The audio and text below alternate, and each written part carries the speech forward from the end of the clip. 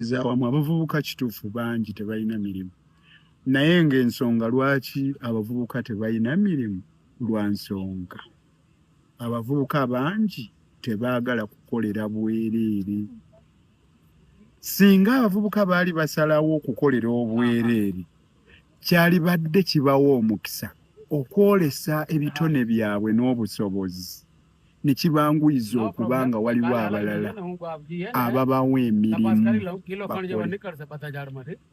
Nsobola okuwa ekyokulabirako kyangu. Anti kanso omuvubuka ayinza okulowooza transport akutwala ogenda okolera obwereere omala okomewo. Kitandikira awo ewammwe ewaka ku kyalo ku mulirwano.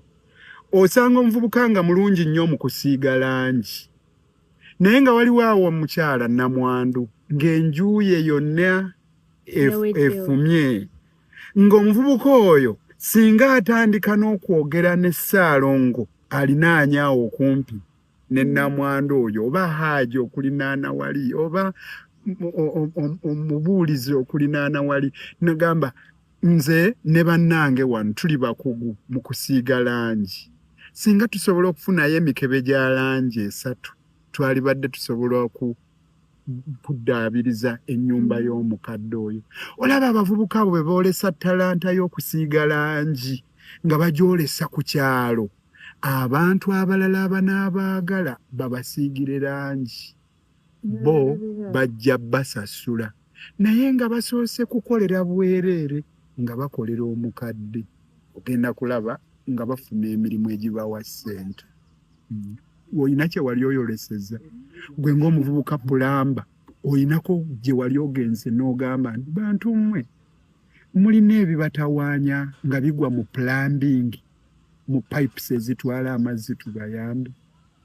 Olaba bwa puliida bwange, nze ekimu ku ebyo Katonda bye yayisizaamu abantu okummanya kwe kubeera nti nagenda nga nempolereza abantu abatasobola kugula bapuliida. Akazungu ako k'oyogera nga bakusasudde, era weesanga nga kazungu k'oyogera nga oli omukolera ku bwereere. Bw'omala okuwoza obulungi, ono akugoberera akuwa omusango gwe, ye atajja kukusasula. Newankubadde ng'oli gwe wayambyeko akuleetedde okufuna akatuuti k'oyimirira oyogere, ye teyakusasudde. Sooka obeereko ne kyokola. Ne bw'oba okikoledde bwereere, ensi ekumanye nti oli mukugu mu ekyo, ojja kulaba nga bakusasula.